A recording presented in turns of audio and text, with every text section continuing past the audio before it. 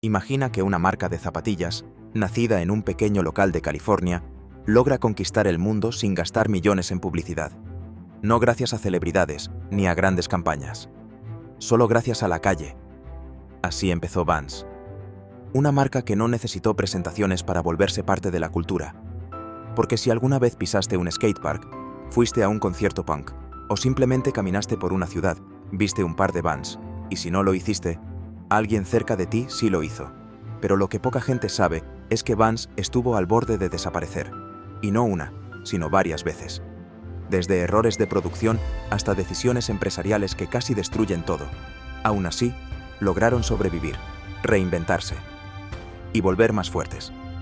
¿Cómo una empresa tan caótica logró mantenerse en pie durante más de 50 años?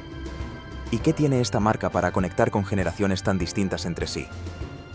Esta es la historia de cómo Vans pasó de ser una pequeña zapatería en Anaheim a convertirse en un símbolo mundial del skate, la música y la rebeldía juvenil. Una historia de riesgos, fracasos, redención y también de mucha, pero mucha suerte. Los orígenes. La historia de Vans comienza en 1966, en Anaheim, California. Paul Van Doren, junto a su hermano James y unos socios, fundaron la Van Doren Rubber Company. No eran empresarios ricos. Eran trabajadores con experiencia en fábricas de calzado, especialmente en el manejo del caucho. Paul había dejado la escuela a los 16 años y había pasado décadas aprendiendo el oficio desde abajo. Desde el principio, decidieron hacer algo diferente. Vender directamente al público, sin intermediarios.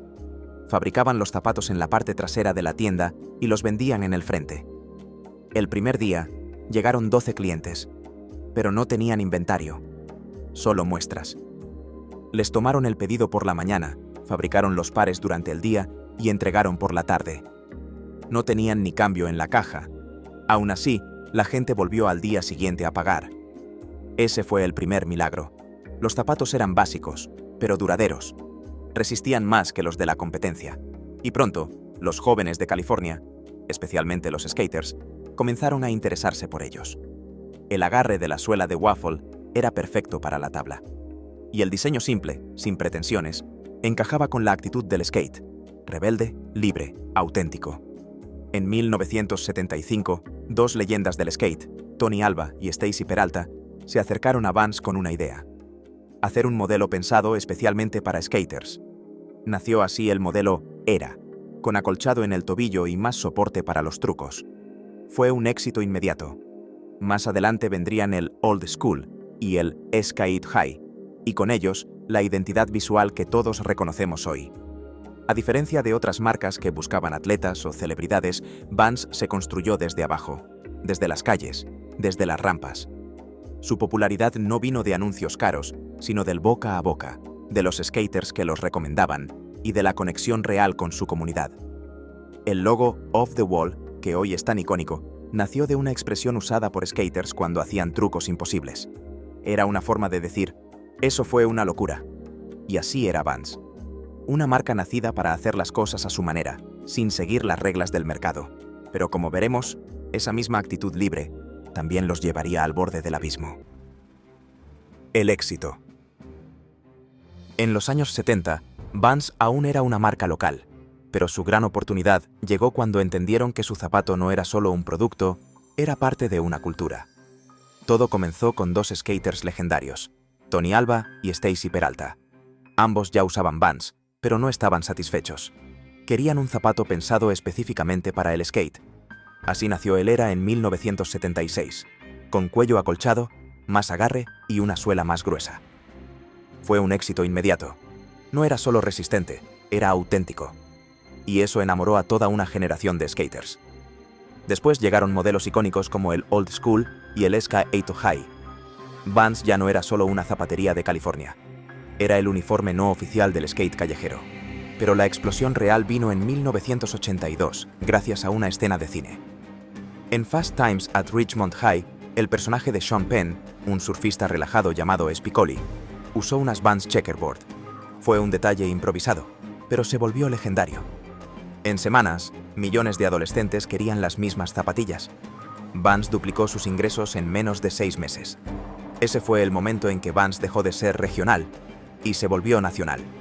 La marca entendió que podía ir más allá del skate. Se metió en la música, en la moda urbana, en el surf y el snow. Incluso patrocinó el Warped Tour, un festival que marcó a generaciones enteras de jóvenes alternativos. En los años 90, Vans se consolidó como la marca de la contracultura. Mientras otras empresas buscaban parecer sofisticadas, Vans apostaba por ser auténtica. Colaboraron con Supreme antes de que fuera tendencia. Lanzaron modelos customizables cuando eso no era común. Y aunque ya fabricaban fuera de Estados Unidos, nunca perdieron su esencia. Suela waffle, lona resistente, diseño clásico. Luego vino la compra por parte de VF Corporation en 2004, por casi $400 millones. En otras marcas, eso hubiera significado perder la identidad. Pero para Vans fue al revés. Con más recursos, lograron mantener la estética de siempre, pero con presencia global. Se mantuvieron cerca de su comunidad, lanzaron líneas como Bolt para los más exigentes, colaboraciones de alto nivel y campañas digitales que conectaban con nuevas generaciones sin alejar a los veteranos. Para mediados de los 2000, Vans era una rareza. Una marca con más de 40 años que seguía siendo fresca, rebelde y relevante. Pero en ese mismo crecimiento, empezaron a aparecer señales de advertencia. Con tanto enfoque en expandirse, ¿estaban perdiendo el rumbo? Algunos fans lo pensaban, y lo que vino después les daría la razón. La caída. Después del éxito explosivo por Fast Times at Richmond High, Vans se sintió invencible. Las ventas se habían duplicado, los modelos Slip-On eran un fenómeno, y la marca parecía tener la fórmula del éxito en sus manos. Pero ese crecimiento rápido trajo un problema: exceso de confianza. Apenas 2 años después del boom, en 1984, Vans tomó una decisión que casi acaba con todo. En lugar de seguir enfocándose en su fuerte, el skate y los modelos clásicos, decidieron expandirse hacia otros mercados.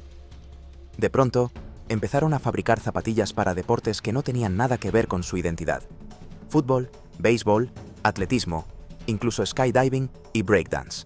Querían competir con marcas como Nike, pero al hacerlo, se alejaron de lo que los hacía únicos. No era solo una cuestión de identidad, era también una cuestión de dinero. Cada nuevo tipo de zapato significaba nuevas líneas de producción, más materiales, más pruebas, más empleados. Todo eso multiplicó los costos. Y como muchas de esas nuevas zapatillas no se vendían bien, empezaron a generar pérdidas. En menos de 2 años, Vans pasó de tener una marca sólida, con productos simples y rentables, a manejar más de 100 modelos distintos, muchos de los cuales nadie compraba. El resultado fue predecible: una deuda de más de $12 millones.